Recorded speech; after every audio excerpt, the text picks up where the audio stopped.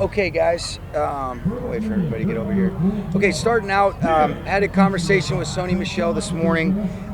What an incredible player! What a great career this guy has had.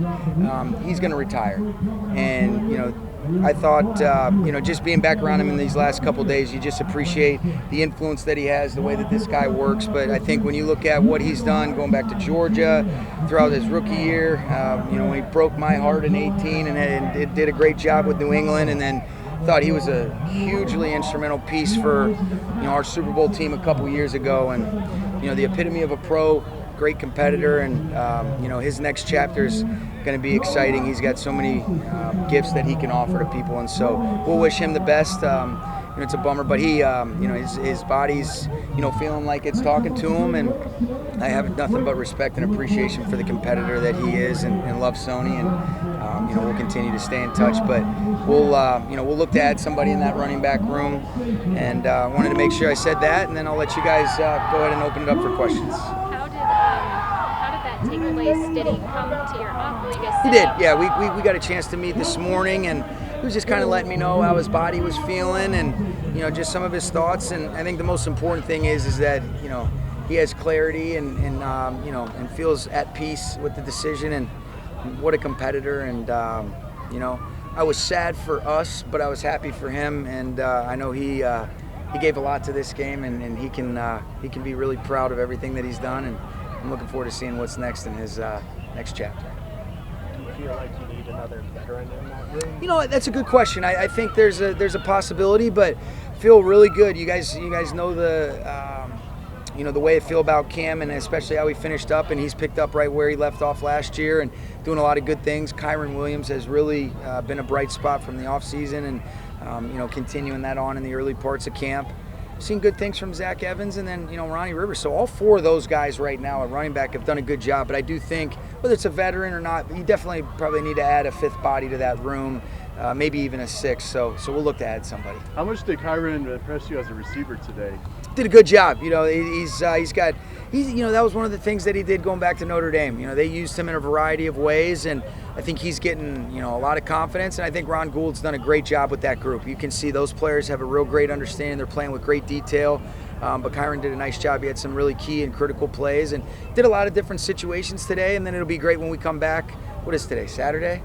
Yeah. I just know it's the fifth day of the acclimation period. But whenever we come back in a couple days, and be able to put the pads on, so that'll be fun. I wanted to check on Davis Allen and Akello Witherspoon. Yeah, so Akello just got his thumb. So he ended up getting a couple pins put in that thing. He'll have a little cast on. He'll be able to come out and start competing.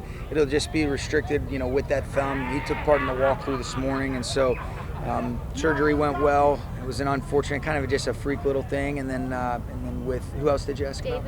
Davis Allen. He ended up getting his hamstring.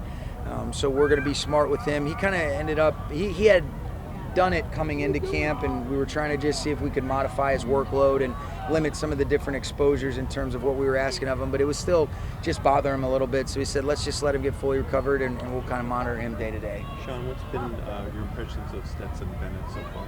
He's done good. I thought he had a good day today. I thought the receivers and tight ends, I thought guys made plays for him, but he's pretty steady. What I really like about him, Gary, is if a play doesn't go well, he's able to reset himself and go to the next play. You can definitely feel the athleticism show up that you guys saw on display throughout his career at Georgia, and I think he's getting more and more comfortable. Zach Robinson does such a good job with that group in general. Obviously, he's got a great example in Matthew Stafford for what it looks like, but I thought today was a real bright spot for him.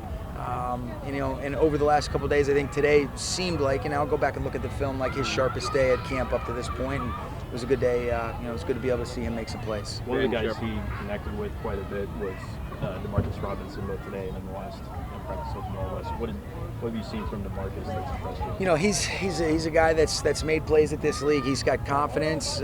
He's got great body control. He's got great size, catch radius. You can see he's getting comfortable with what we're asking. But this is a guy that's made a lot of plays. He's got a resume that kind of speaks for itself in this league. I thought Tyler Johnson showed up as well, and you notice Van Jefferson a lot. 10 is obviously going to make his plays and do his thing, but I was really encouraged to see DeMarcus Robinson, Tyler Johnson, and I thought Van, made made a lot of good things happen as well. Can you expand on Van a little bit? He seemed to have a higher juice today. Yeah, well, I think like anything else, anytime you get a little bit more involved, that's a good thing. And sometimes the coverage contour might dictate where the ball's going elsewhere, but I thought Matthew did a great job of recognizing the coverages when the ball was supposed to be able to go to him. He made the plays, and there was a lot of them that that he just capitalized on his opportunities, playing the way that he's capable of. Sean, when you watch Stetson, and obviously he's repping in and out with Rip as well, but when you watch Stetson specifically go from college game sort of mindset into pro, he looked sometimes like he was trying to almost figure out how hard he wanted to throw it, how what kind of velocity to put on the ball, and then found it there at the end. Yeah. Do you watch him learning in real time, and what is that like? I think he could tell you that, Jordan, but I think that's a fair evaluation from afar. He definitely looked more comfortable today.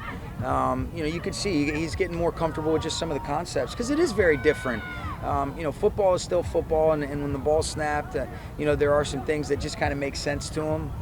But I think what you said, I think today was his best day, kind of like I mentioned, and those things I think are fair to say. Sean, couple more guys. About the other running backs, but how do you feel overall about the running game so far? We're limited in terms of the totality of the schemes just because you don't want to leave yourself susceptible to some of the collisions that can occur. So I think I'll be better equipped to answer that once we really get all the way into the pads. I think there's been some positives and some things that we can clean up, but we're very limited in regards to the inventory that we have or that we're running in some of these full speed settings just because we don't have pads on. And so I think once we start getting going on that, I'll be able to have a better answer for you there. Pads Monday? Damn right. Thanks, guys. Okay, thanks, guys. Thanks.